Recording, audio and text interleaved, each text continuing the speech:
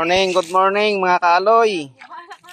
So for today's video mga kaaloy, muli naman tayo nagbabalik mga kaaloy. Ito nga walang mga kaaloy oh. Niliguanin ni Irmat yung kanyang biik mga kaaloy. Kasi nga sobrang init ng panahon.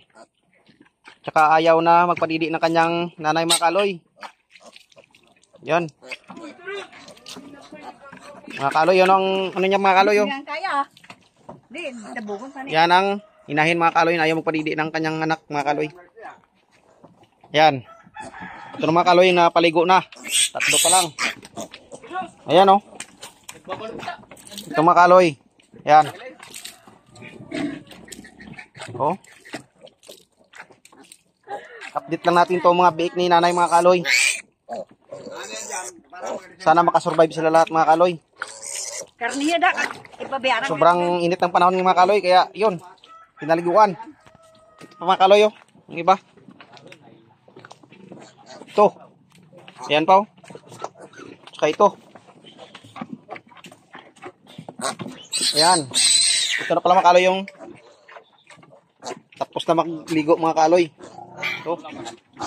Ayan oh. Sana makasurvive sila mga kaaloy. Ayan.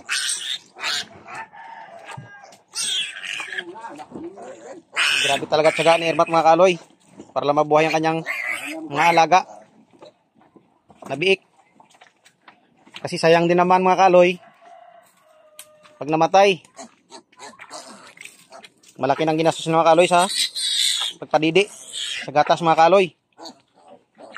Yung isang pack mga kaaloy, 180. 180. Nakailang pack na yan? Kalimang pack. Ha? Oh, mga kaaloy, nakasampu na pala. Times 180 mo mga kaaloy. Malaki-laki na rin. Oh. Sana makasurvive. Ayan oh. Yan mga kaloy, si Irpat, matanda na. Puti na yung buhok mga kaloy. Ako bata pa. Ito si Irmat mga kaloy oh. Yung buhok niya, di pa na. Matanda na kami. Siporta ako, hindi na mawa dyan sa akin. Oh, mga kaloy. Siporta nang. Suportahan nyo rin yung pag-vlog ko mga kaloy. Kasi mahirap lang din kami mga kaloy.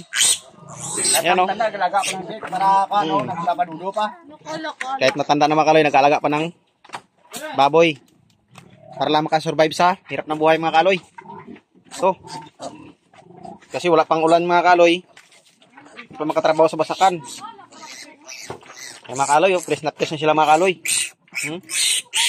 Yan. Ano? Oh ha? Ano? Tingnan niyo mga kaloy oh. Yan oh. Ang ganda ng kulay niya. Ayan oh. Yan. Yan ang inahin niya mga kaloy oh. Naula na yung tubig mga kaloy. Laking baboy sana mga kaloy oh. Hirap. Naula na. Parang hindi kaya ng isang tao.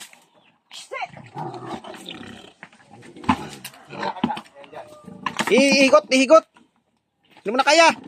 Warni.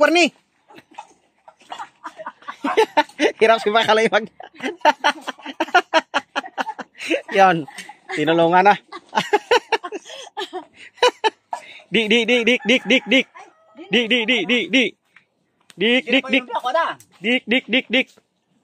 Ano? Dik. Dati, daan mo lang ito magaling eh. So mga kaloy. Bailinon ka na kayang kainin. Sige, hindi ka magaling. Tulungan natin muna sila mga kaloy. Papansin mo na yung magaling. Ito mga kaloy. Sa wakas, tapos na rin sila maligo mga kaloy. Ayan oh. Press na sila mga kaloy. Mga kaloy oh. Yung kabilang kwarto mga kaloy. Ito. Pinalinisan para mahati sila mga kaloy. Ayan oh. Para mahati. Mga kaloy. Sige mga kaloy, maraming salamat. Sana suportahan nyo ako. God bless. Thank you.